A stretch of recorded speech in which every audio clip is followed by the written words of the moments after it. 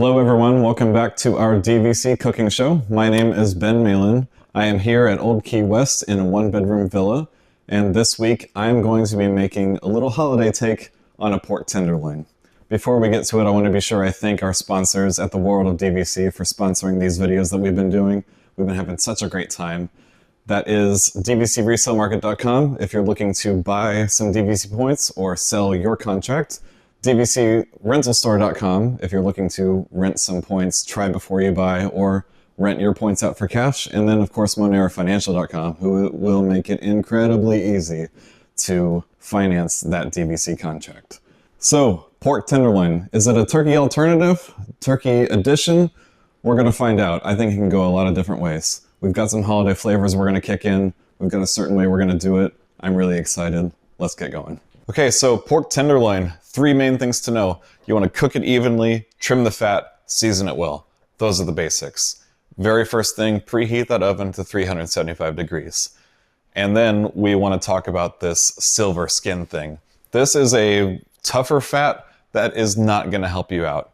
You want to cut it off. It's not going to render, it's not going to taste good, and it's going to be chewy and gross. So we want to be sure that we really get rid of all this silver skin first. Once that's gone, pat it dry, and then we're going to work on seasoning. The first thing to do is to cover it in olive oil and then hit it with plenty of salt and pepper. Be a little light on the pepper if that's not your thing. You want to make sure it's not too spicy for you or your kids.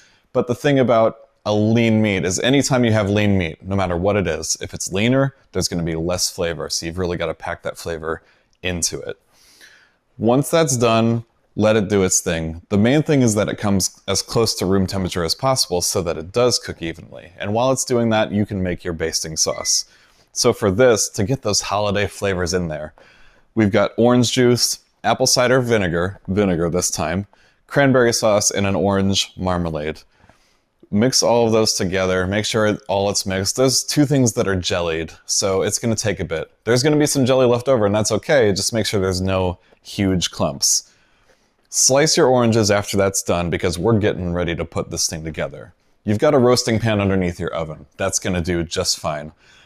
The grill on top is where you're going to put your pork tenderloin, and then that bottom pan is going to catch all your juices, and we are going to use those later.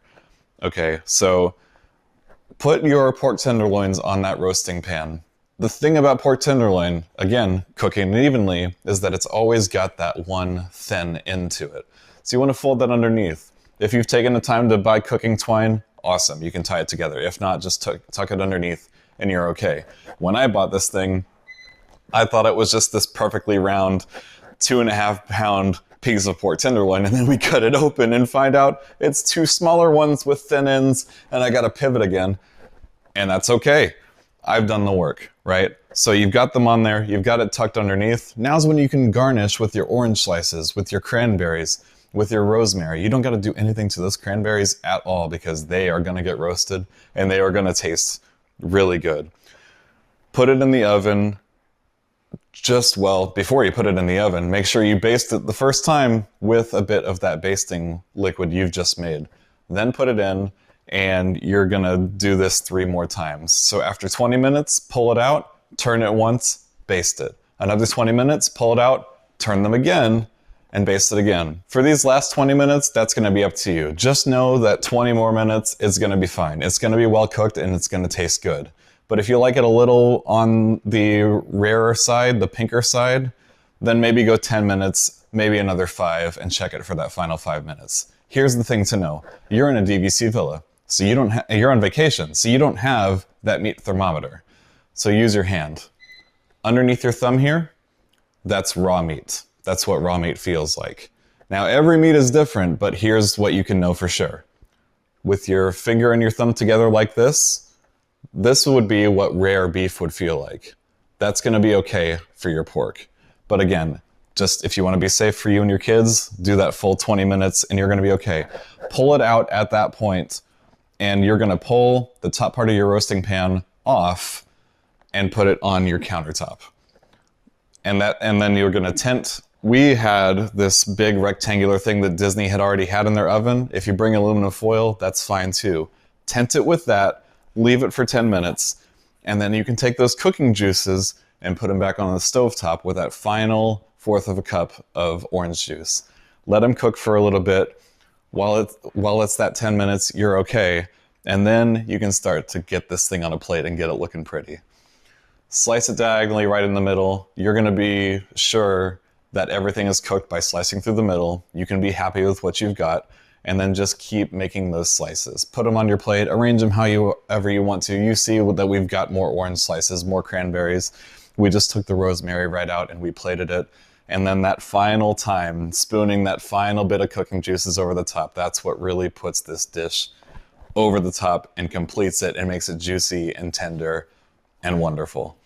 That's it. It's a really nice process, really simple. Your kids might even like helping, but just know that you've got holiday flavors, you've got holiday taste in this room. It is your turkey alternative. Maybe it's your turkey edition.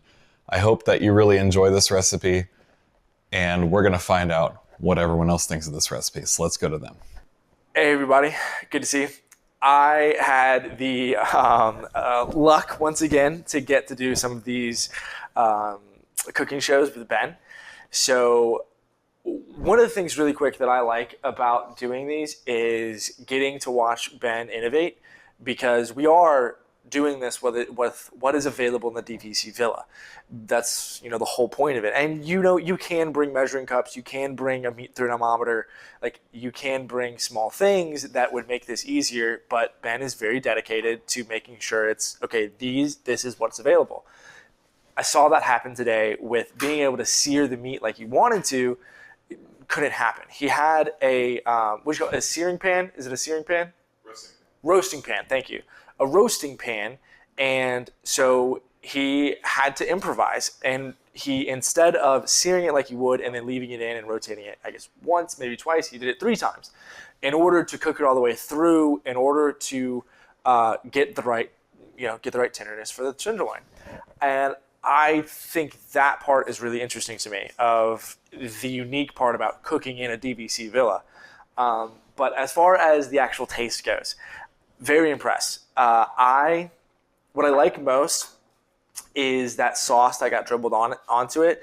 It really soaked up that sauce and really helped with a bit of the flavor, making it pop, but I could still taste the pork and I could still taste the pepper. It was a little too much pepper for me. Might want to pull back just a little bit, but that's me. I'm not a huge pepper person. So I would have wanted to taste more of the cranberries, the rosemary, and the oranges, which I did. But I wanted a little bit more of that. Though I will say I'm not too much of a cranberry person, but I liked the roasted cranberries because they were softer and I could eat it with the tenderloin. And yeah, I like that a lot. And another thing that struck me about this dish in particular is how versatile it was. When you cut it up, it's almost like finger food, and you can just snack on it as you go by. But if you were to throw some sides with this, flesh out an entire dish, you can make it a full dinner meal, or leave it by itself if you just know that people are going to be hanging out, want something that is filling to snack on. So I think this is perfect for what we're trying to do. Give you dishes that can serve multiple instances of when you're on vacation, so that you can have this go-to when you stay in a DVC Villa. I really thought that it tasted delicious. I would definitely eat it again. I am gonna go eat it again, actually. I'm gonna stop talking here and go. So can we wrap this up so I can go back and start eating? Okay, cool. All right, that's going to do it for this week. It smells great in here. I think I got a happy crowd again, and we are in the holiday mood. This has been awesome. Thank you again so much to our sponsors at the World of DVC. If you'd like to reach out to me, I am a local baker here in Orlando. I can also ship to you. I can answer any questions that you have. My info is in the description down below. That is havenbakeryllc@gmail.com. Please also feel free to support us. Hit the like button, the subscribe button. Keep checking us out. We're going to be here again next week. I would love to know if there's any dishes you'd like to see us do. Maybe we can take a crack at it. One way or another, we're going to be here. See you soon. Bye-bye.